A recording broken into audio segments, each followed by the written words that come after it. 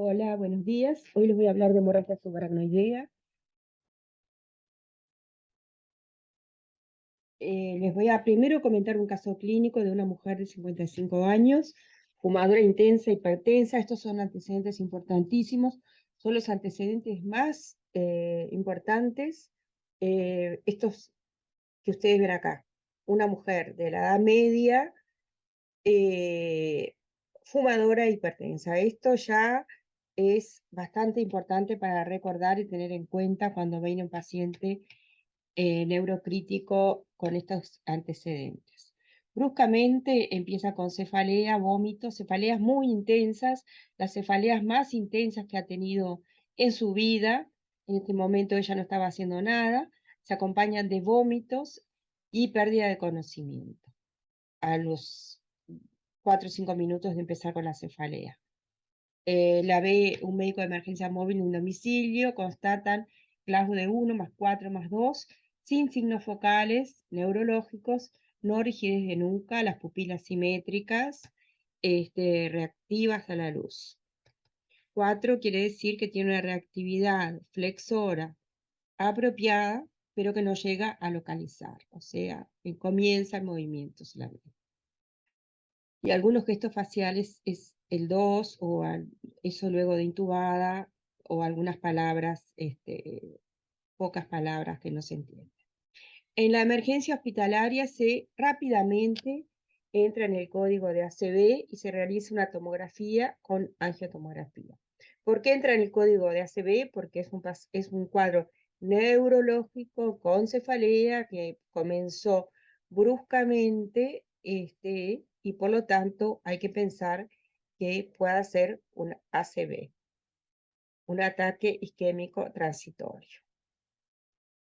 La tomografía ve sangre subaracnoidea, a predominio interhemisférico, sangre dentro del sistema ventricular, dilatación de astas temporales y la angiotomografía, que como vamos a ver, hay muchos protocolos que se hacen, si se puede, junto con la tomografía. Después de la tomografía sin contraste, se hace contraste, se adquieren en determinado tiempo las imágenes y esto permite ver cómo circula la sangre dentro de las arterias. Esto ve que hay un aneurisma de comunicante anterior. Este paciente, en principio, con todo esto, ya sabemos que es una hemorragia subaracnoidea que sospechábamos clínicamente, con sangre interhemisférica y sangre subaracnoidea abundante y un comienzo de hidrocefalia por dilatación de astas temporales, y que la causa de todo esto es una rotura de un aneurisma de comunicante anterior. Bueno, ¿qué es la hemorragia subaracnoidea? Para nosotros intensivistas, la hemorragia subaracnoidea es mucho más que la rotura de un aneurisma, pero tiene su nombre porque se debe a la rotura de una eh, malformación vascular que en un porcentaje muy alto de los casos es un aneurisma en el espacio subaracnoideo. Entonces,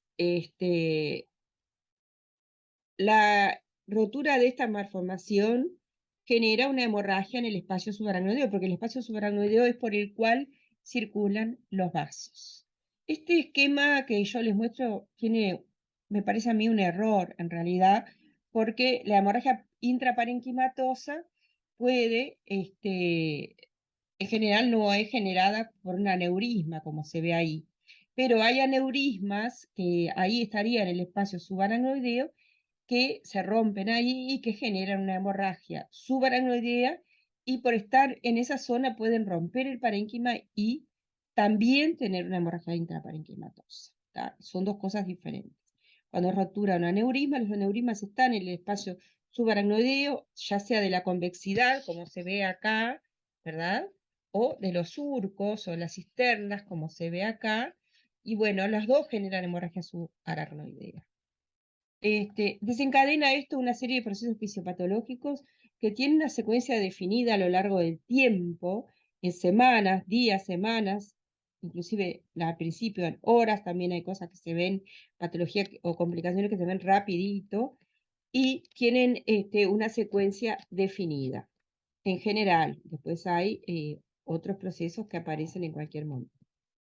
Esto es un aneurisma, a la izquierda es el aneurisma sacular, en el cual hay una dilatación patológica de la pared del vaso y a través de las capas musculares, de las fibras musculares, se forma una bolsa que es fundamentalmente endotelial y em, esto es lo que forma el aneurisma que en un momento se rompe y sangra donde están los vasos, que es en el espacio subaracnoideo. Hay otros aneurismas que son solo de la dilatación del vaso, que son los aneurismas fusiformes, que, bueno, son más difíciles de tratar, porque si ustedes ven el de la izquierda ponemos un pequeño clip, que es como una pincita en el cuello del aneurisma, está el cuello del aneurisma, que es ¿verdad? Y el fondo del aneurisma, que es lo que se rompe. Y el aneurisma fusiforme es más difícil de tratar. Específicamente este que se ve acá, se ve con ramas colaterales que si nosotros ponemos un bypass con un stent, por ejemplo, que bypassee esta zona, vamos a dejar este vaso tapado. Entonces, a veces son bastante difíciles de tapar y de ocluir y no generar iatrogenia, ¿verdad? Los procesos fisiopatológicos que yo les decía en la hemorragia subaracnoidea pueden ser secuenciales o aparecer en cualquier momento evolutivo. ¿Ah? El primer proceso fisiopatológico que tenemos que hablar es la isquemia global transitoria. ¿Qué es la isquemia global transitoria? Cuando se rompe el aneurisma, la sangre que va por adentro del vaso a irrigar al territorio que le corresponde, empieza a salir hacia afuera. Por lo tanto, hay dos procesos que pasan a la vez. Uno que se isquemia porque deja de salir para afuera y, y sangra hacia el espacio subaracnoideo, ¿verdad? Se isquemia todo el territorio. Y otro proceso que pasa a la vez es que sale la sangre a presión arterial de adentro de ese vaso. De esta manera, afuera hay una presión de 10 milímetros de mercurio, 5 milímetros de mercurio, más o menos la presión intracraneana normal, y eso entonces empieza a salir con mucha facilidad la sangre y empieza a generar un sangrado subaracnoideo que posteriormente se coagula, dependiendo de cómo sea la rotura, cómo sea la presión del paciente, va a sangrar más o menos y va a generar hipertensión intracraneana, porque va a seguir saliendo hasta que se igualan las presiones arterial o la presión que hay adentro del vaso con la presión que está generando a su alrededor, ¿verdad? Entonces eso es lo que genera primero la cefalea, luego la pérdida de conocimiento, aumenta la presión intracraneana en los casos en que se puede medir, ¿verdad? Aumenta la presión intracraneana hasta que se iguala en un momento a la presión arterial, en ese momento se coagula la sangre que hay dentro del aneurisma y vemos que el sangrado se detiene por eso, ¿verdad? Hay que pensar, se detuvo porque hay un coágulo dentro del aneurisma, en la rotura, ¿verdad? ¿Y qué hace el organismo cuando hay un coágulo? Empieza a hacer la fibrinolisis. Entonces, si nosotros le damos tiempo suficiente, hay un resangrado. Las más frecuencias de los resangrados son al principio de la evolución. La primera hora, el primer día, los primeros 3 días, y luego se va haciendo menos frecuente. El resangrado es gravísimo, muchas veces lleva a la muerte del paciente.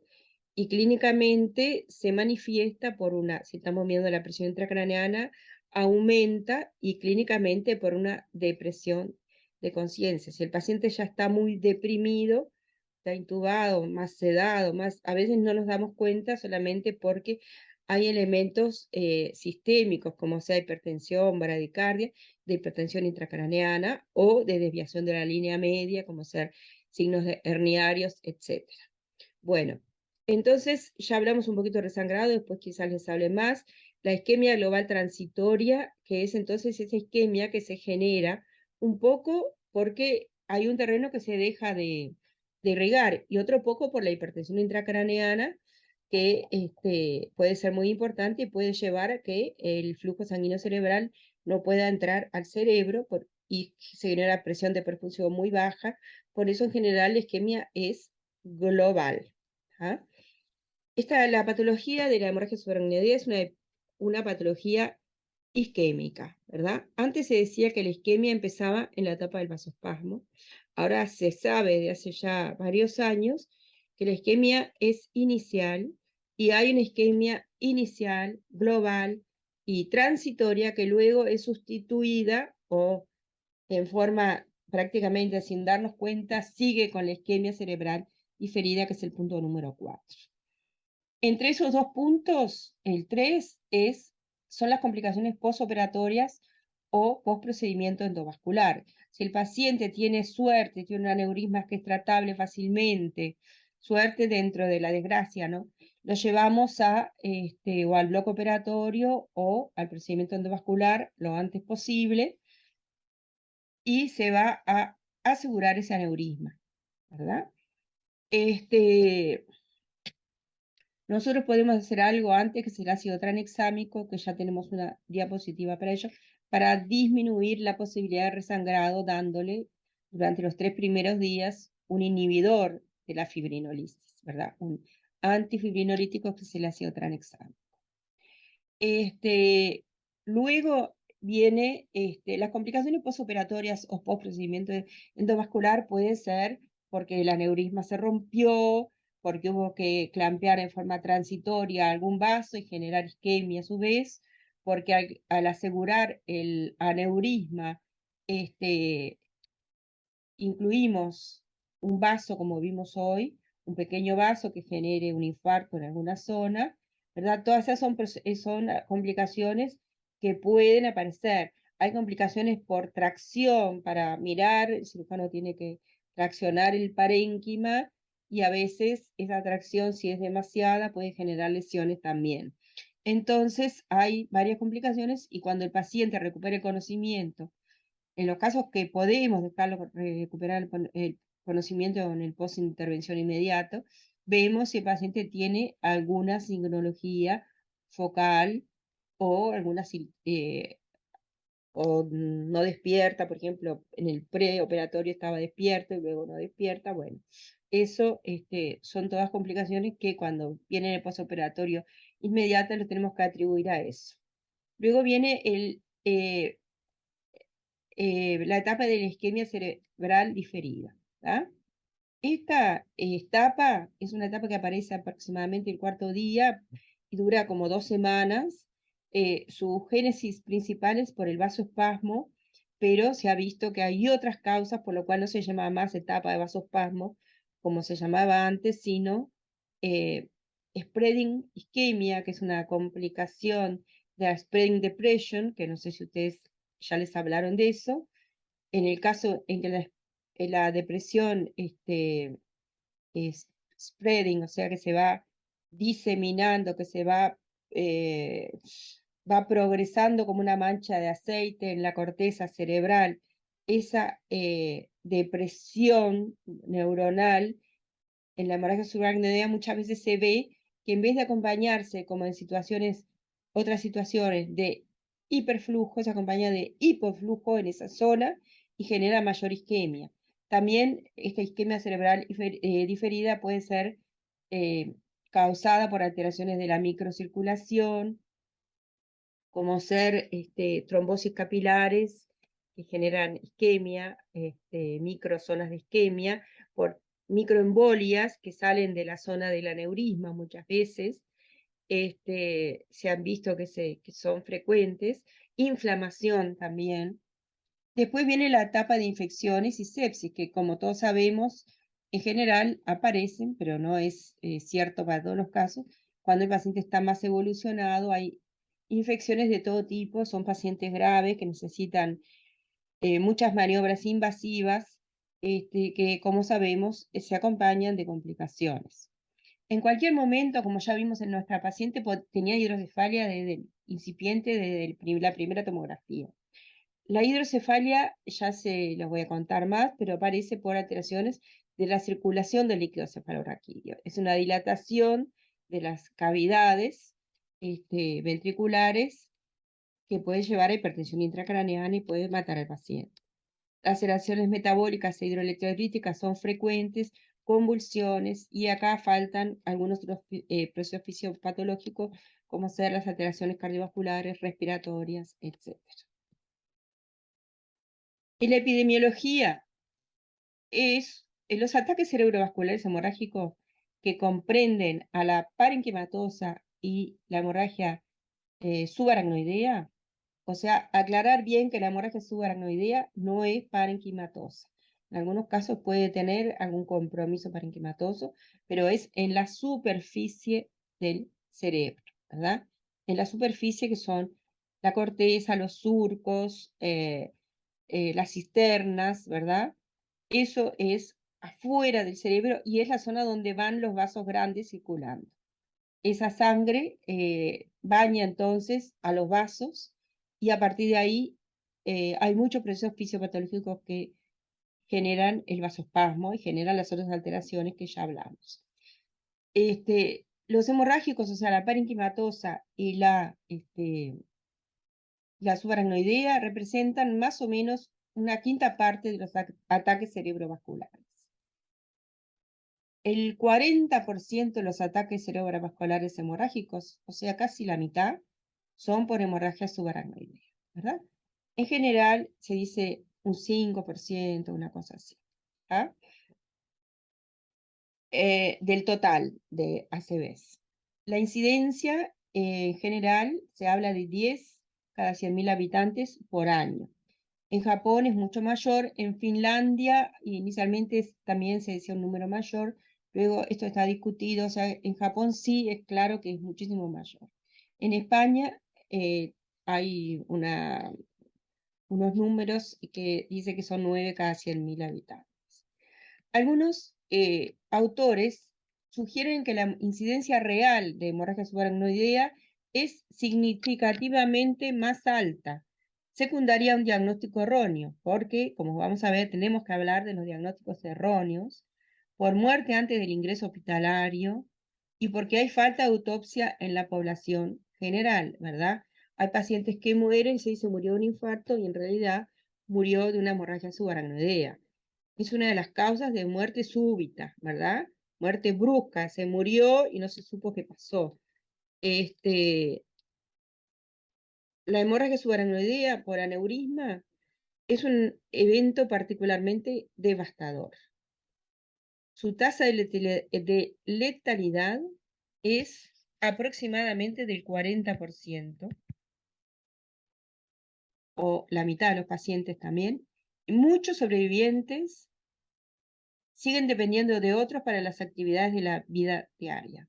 En general, que se dice que solo un tercio de los pacientes que ingresan al hospital por hemorragia subaracnoidea, un tercio, llegan a no tener ninguna secuela, llegan a tener vida normal en el posoperatorio, luego de la enfermedad. Un tercio. De los que ingresan, no, de los que se van de alta, perdón, ahí no contamos a los que fallecieron. De los que se van de alta, un tercio pueden volver a hacer vida normal. El impacto desproporcionado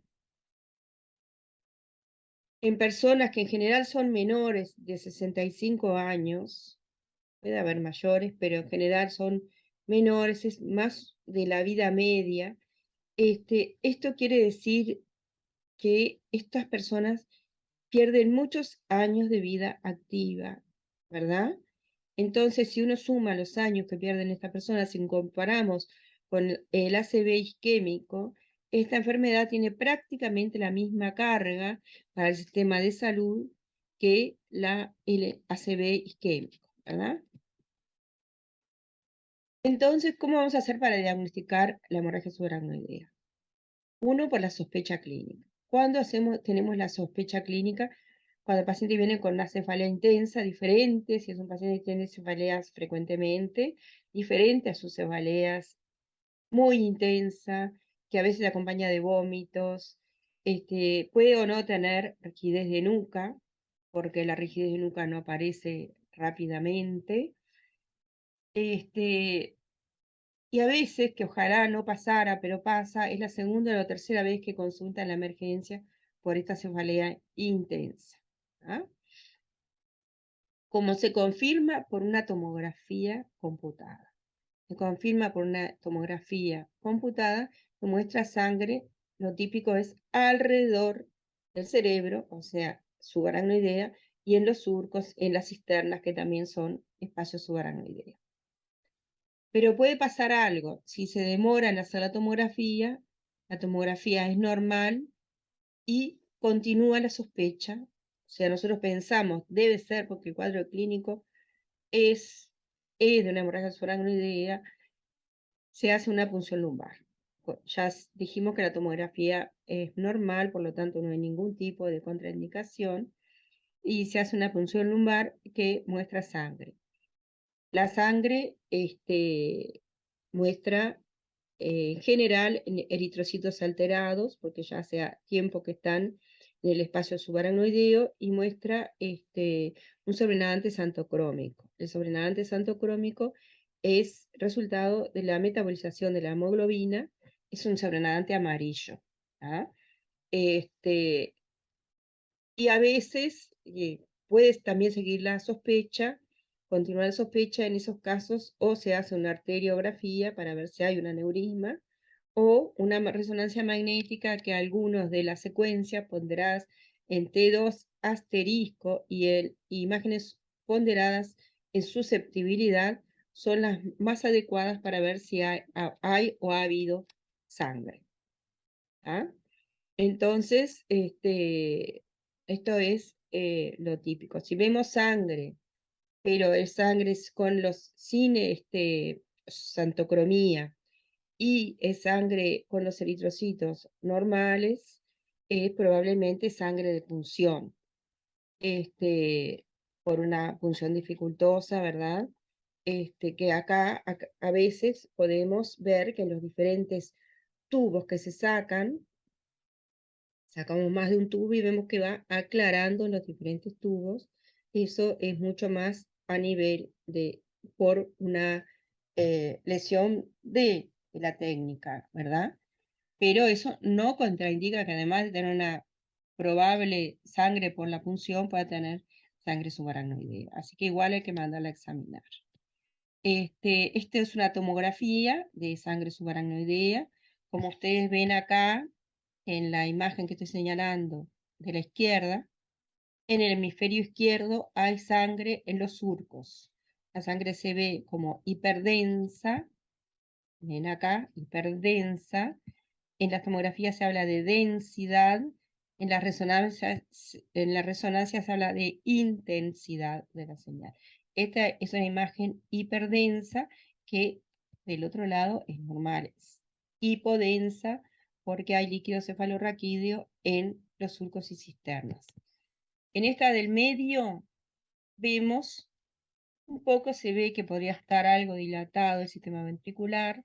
Hay la misma simetría, no hay sangre a la derecha y sí hay sangre en los surcos a izquierda. Y hay sangre en el sistema ventricular. El paciente está acostado, o sea que está la parte de abajo, que son los cuernos occipitales, y se ve sangre que forma como el hematocrito, se deposita en las partes más densas abajo. Y a la derecha, a la derecha vemos también una simetría con sangre en los surcos y una dilatación ventricular. Este es el mismo paciente. Si seguimos más abajo en los cortes, vemos que acá hay una hemocisterna, que es una hemocisterna silviana, ¿verdad? Sangre en la cisterna silviana. Acá también vemos un nivel entre el líquido cefalorraquídeo y los glóbulos rojos que se depositaron acá abajo en los cuernos occipitales. Acá probablemente también este cuerno occipital está más dilatado que el otro, y esto que está acá probablemente es sangre.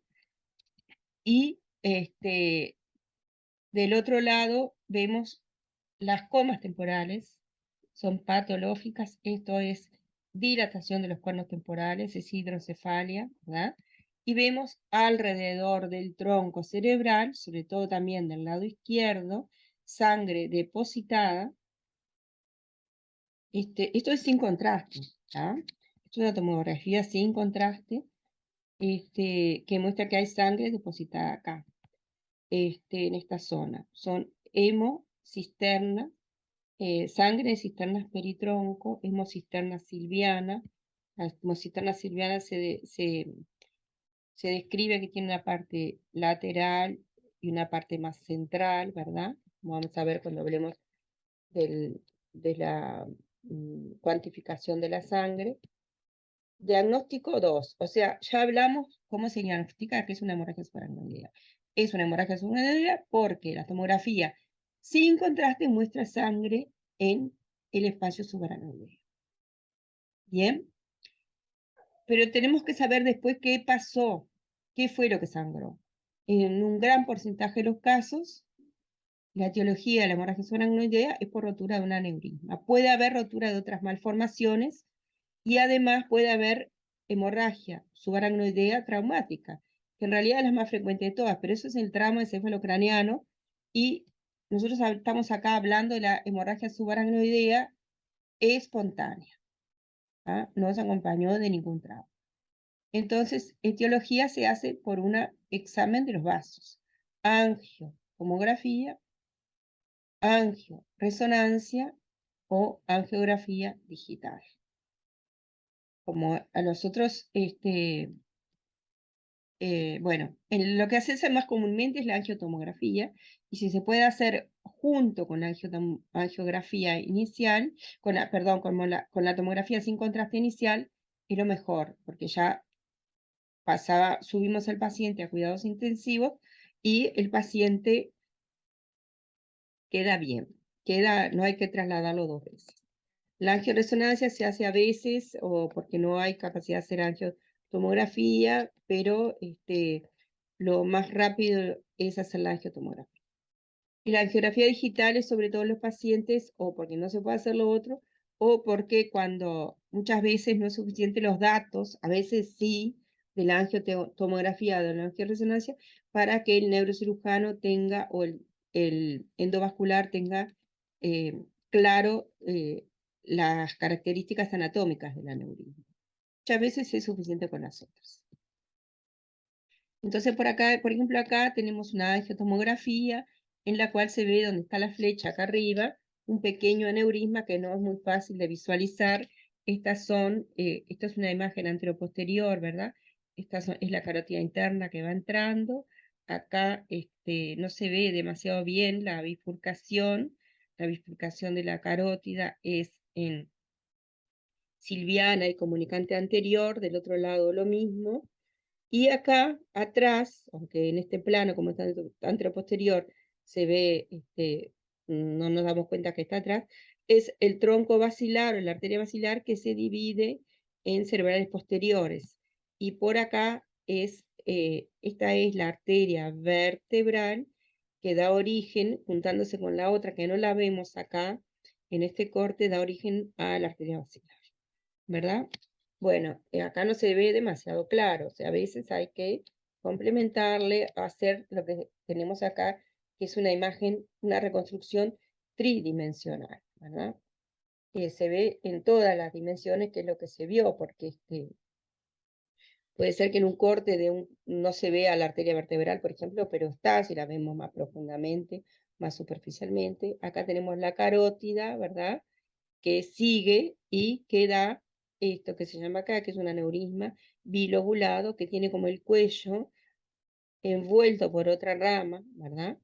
Y es un aneurisma entonces de carótida a nivel de la comunicante posterior. Esto es cuando hacemos una tomografía sin contraste y vemos esto, es lo que se llama hemorragia subaracnoidea perimesencefálica. Prácticamente la sangre está solamente alrededor del mesencéfalo. La hemorragia, este paciente de la izquierda tiene además las comas temporales visibles, tiene mucha sangre. Esto es más grave que esta que vemos a la derecha, ¿verdad? Que tiene poca sangre, que no tiene hidrocefalia, que las comas temporales no son visibles.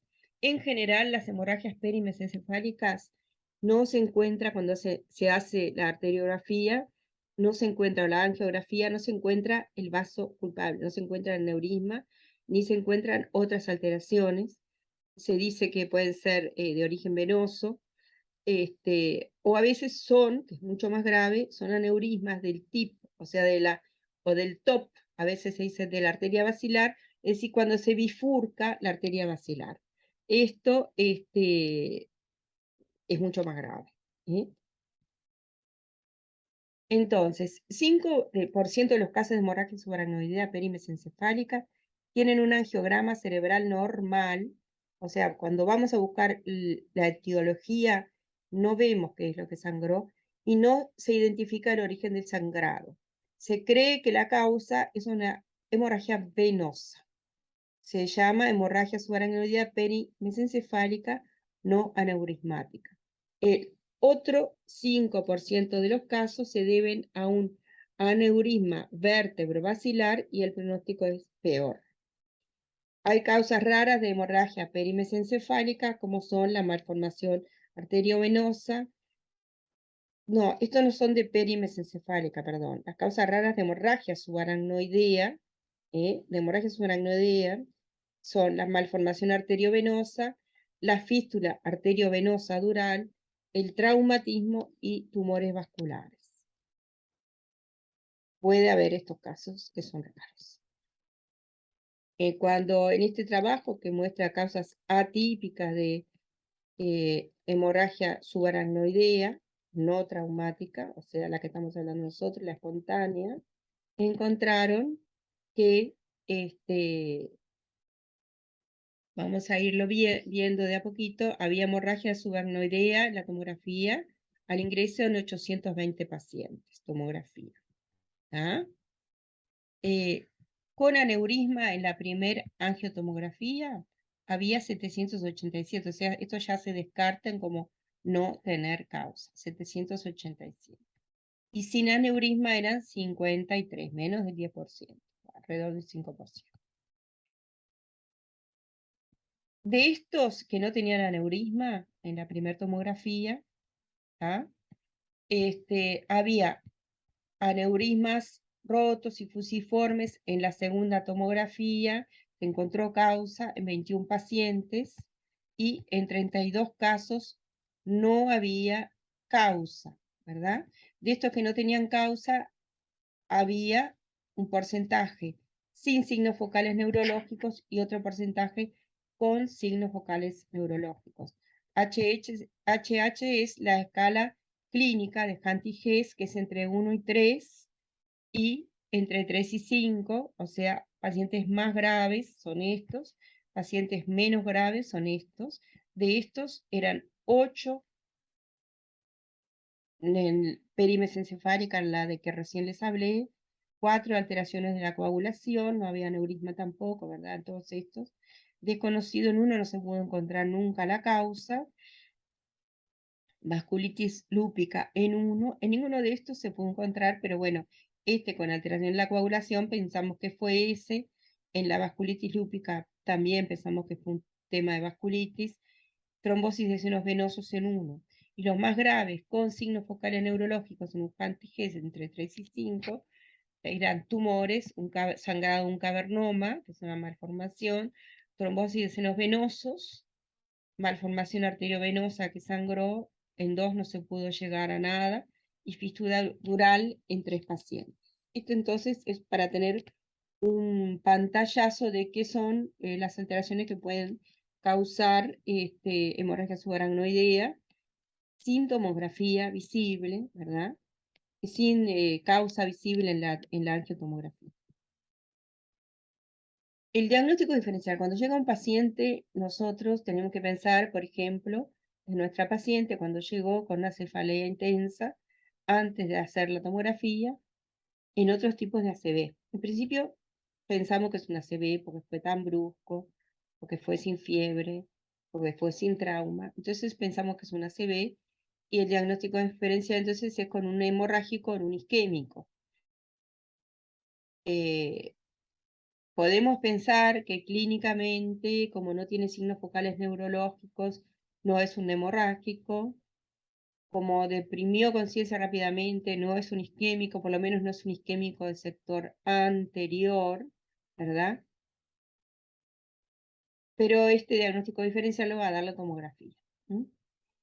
Nosotros lo podemos pensar inicialmente. Después, otras causas de síndrome meningio, cuando el paciente tiene rigidez de nuca, meningitis, meningoencefalitis, en general tienen fiebre, ¿verdad? Cefaleas de otro origen, por ejemplo, las cefaleas funcionales que son muy frecuentes, pero tener mucho ojo en no dejar pasar cualquier cefalea y darle analgésicos o darle antihipertensivos, que sería mucho peor si es una, o bueno, relativamente peor si es una hemorragia subaracnoidea, que si uno sospecha una hemorragia subaracnoidea, por favor, internarlo, hacerle la tomografía y ver qué es lo que tiene, ¿verdad? Porque estas son una de las causas de muerte de los pacientes que resangran y ya vienen gravísimos o muerte. Crisis epilépticas también pueden causar cefalea, puede causar pérdida de conocimiento, puede no verse el momento en que se empieza o puede no tener crisis, movimientos, no ser convulsivas. El infarto agudo de miocardio, ¿por qué lo pongo? Lo pongo porque he visto pacientes.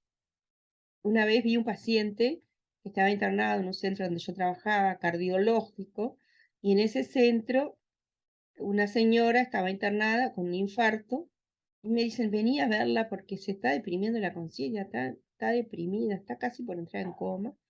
Y solamente al leer la historia decía, ingresa a emergencia por cefalea, pero le hicieron un electro y vieron lo que podía ser un infarto de miocardio.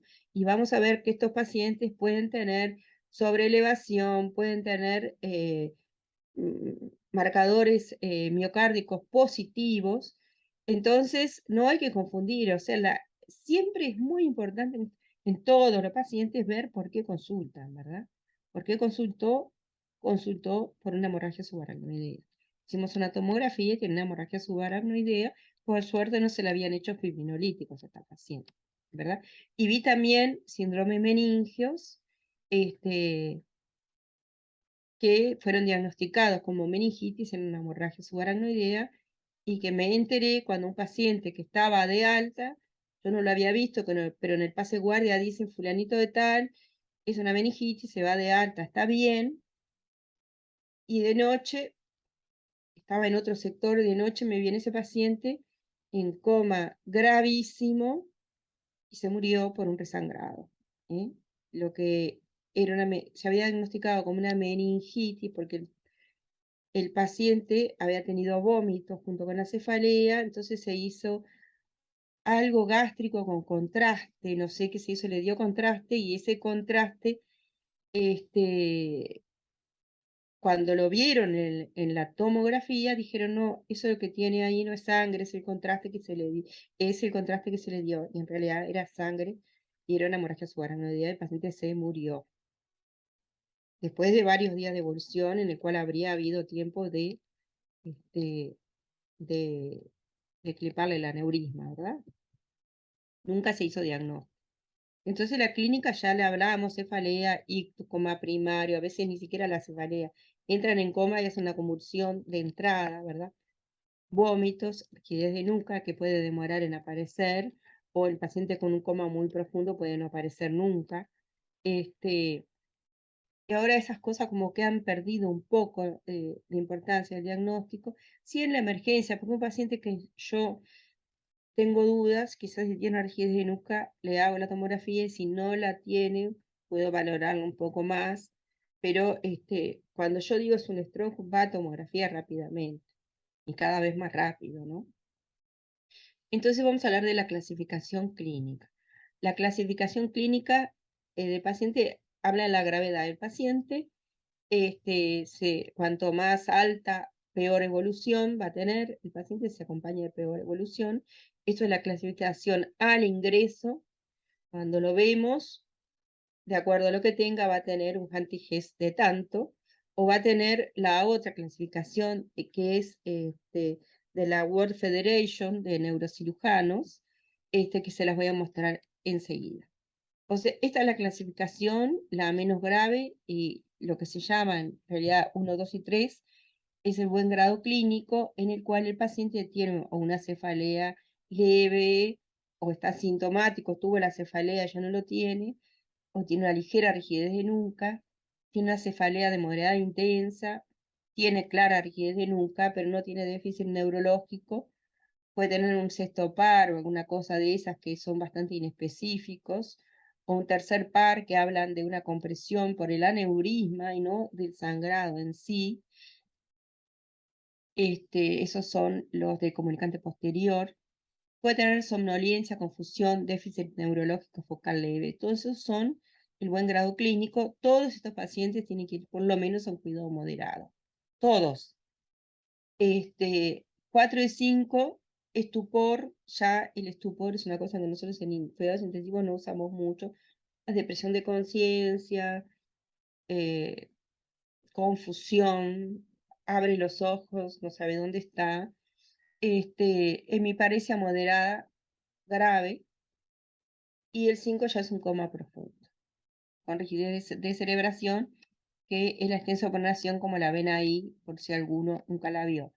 El grado 4 y 5 son mal grado clínico, esos van directamente a un CTI rápidamente. Entonces hay que actuar rápido porque puede resangrar. Estos 4 y 5 son más graves, van al ventilador, ¿verdad? Etcétera. Bueno, la clasificación clínica de la World Federation es del 88, esta anterior le puse la edad acá, el año 68, ¿verdad? Fue la primera, esta segunda, esta es más clara porque, a mi gusto, porque es el Glasgow, ¿verdad? Glasgow hasta 13, con o sin déficit motor, es el buen grado clínico, 1, 2 y 3. Y grado 4 y 5 es hasta el 12,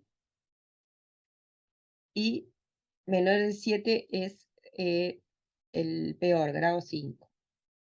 El déficit ahí no importa y muchas veces no lo podemos ni ver, ¿verdad?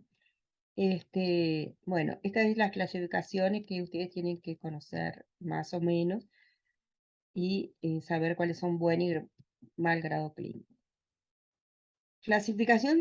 Otra clasificación que tenemos que tener es la de la distribución y cantidad de sangre en el espacio subaracnoideo. Hay 3 clasificaciones, la de Fisher de 1980, la de IGDRA de 1990, y ya a partir de a principios del siglo XXI, las de la Universidad de Columbia. Fisher es la primera, la más conocida, y a veces se habla de Fisher modificada, en realidad se habla de Fisher modificada, y ya les voy a contar por qué. Esta es la escala revisada de Fisher, ¿verdad? En la Universidad de Columbia hay una, que esta es la del, no sé si fue el año acá, creo que la del 2001, sí, 2001, la de Classen, que revisaron una cantidad de pacientes, ¿verdad? De tomografías de pacientes y la evolución de los pacientes, y vieron, ya les voy a decir. Y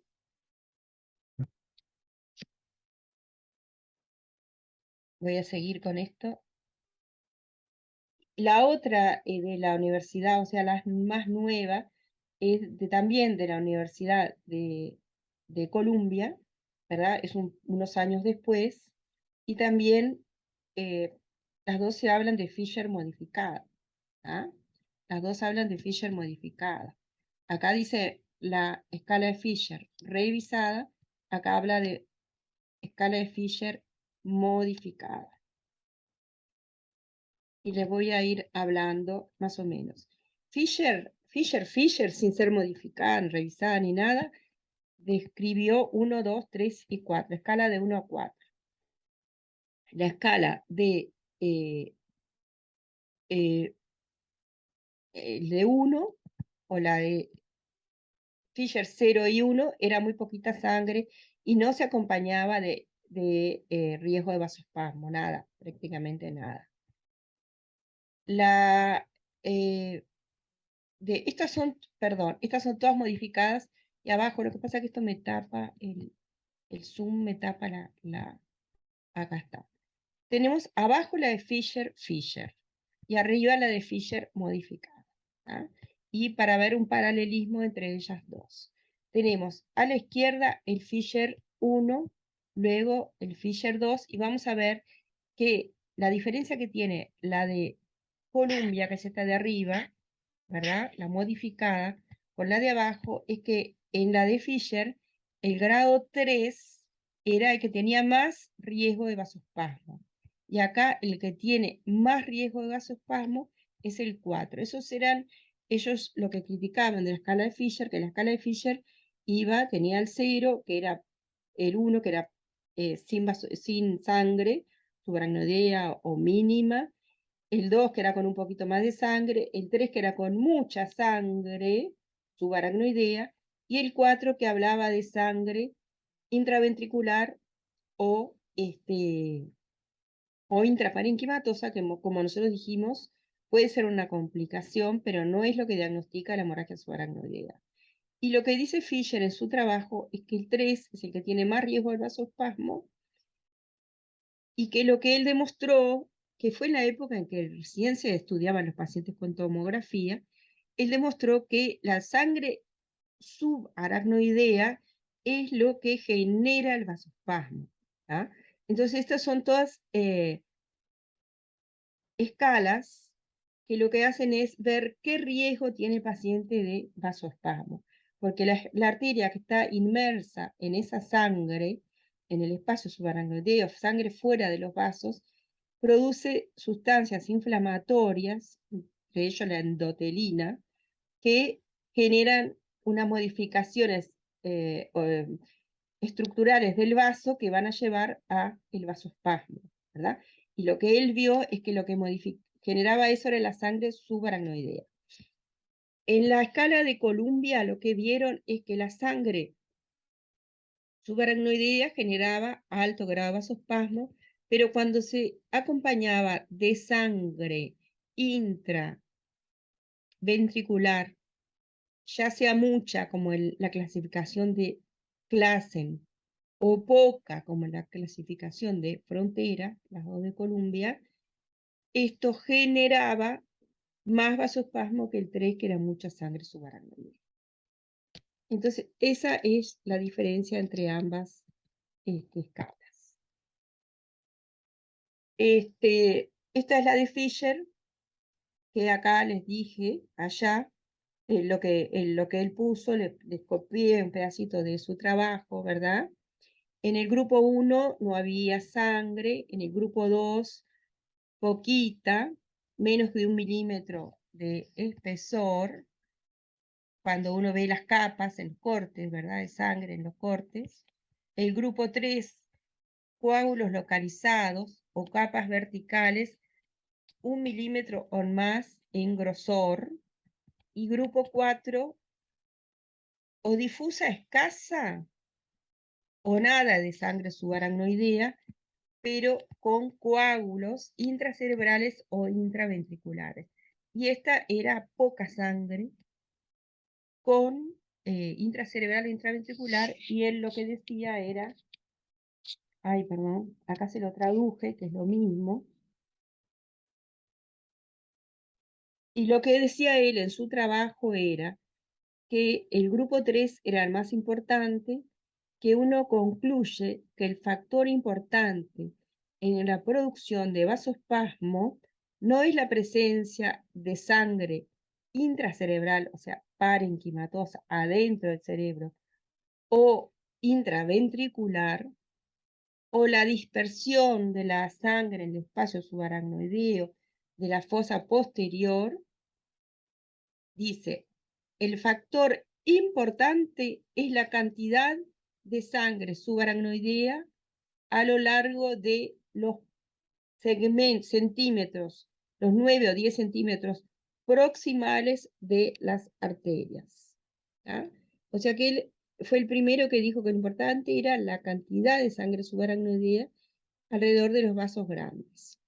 De cualquier manera, pasaron 20 años casi y se hace otra clasificación que en general acá en nuestro medio usamos 3 más 4 cuando hay mucha sangre subaracnoidea y hay también sangre intraventricular. Y eso tendría un poco más.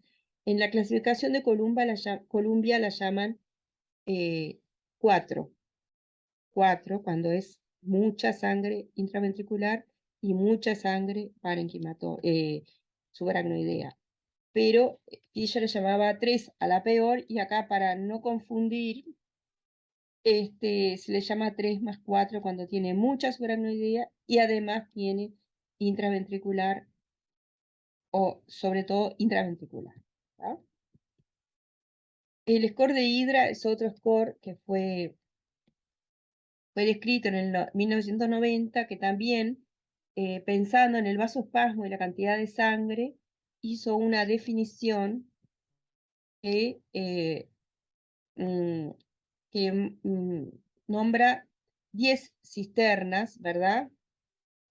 10 cisternas en las cuales hay que contar cuánta sangre hay. Ni en esta ni en la de Columbia dicen como en la de Fisher tantos milímetros de espesor. Más bien hablan de poca, mucha y mediana sangre. ¿Tá?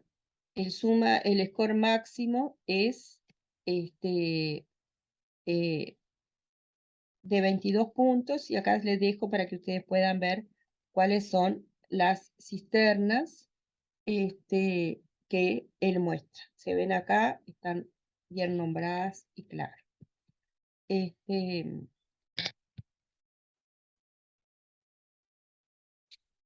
score de Hydra mayor de 22 se relaciona con más vasospasmo y peor evolución.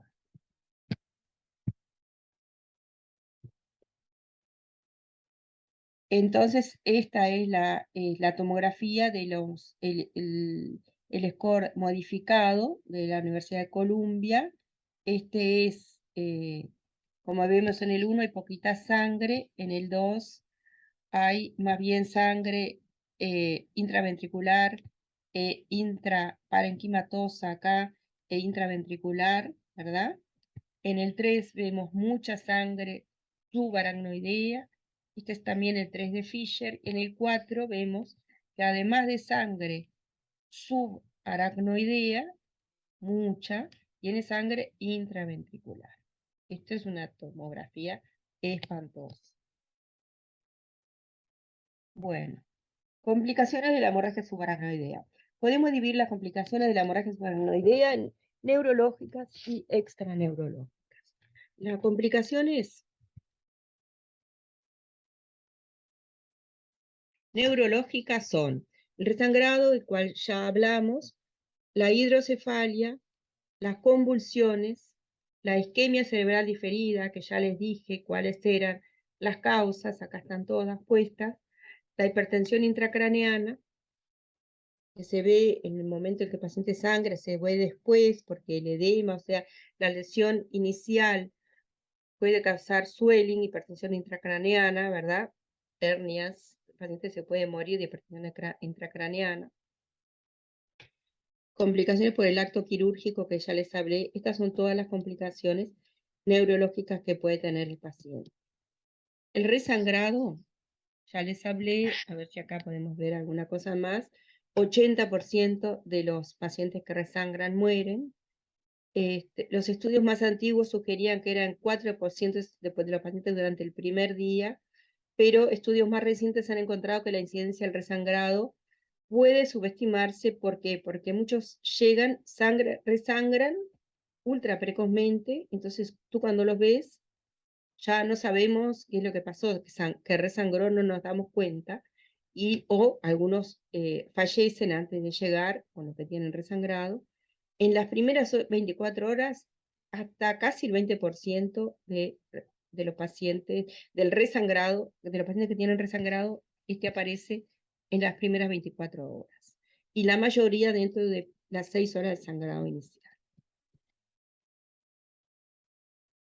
Bueno, es por eso que se usa el ácido tranexámico, que ya les dije que es lo que puede hacer el, el intensivista o el emergencista cuando diagnostica y va a trasladar a un paciente de ellos, o cuando se va a demorar en clipar el aneurisma. Sabemos que el resangrado es gravísimo, entonces una manera de ayudar a que no resangre es que ese coágulo que se formó donde se rompió el aneurisma no se abra. ¿Cómo se abre? Por la fibrinolisis espontánea del organismo.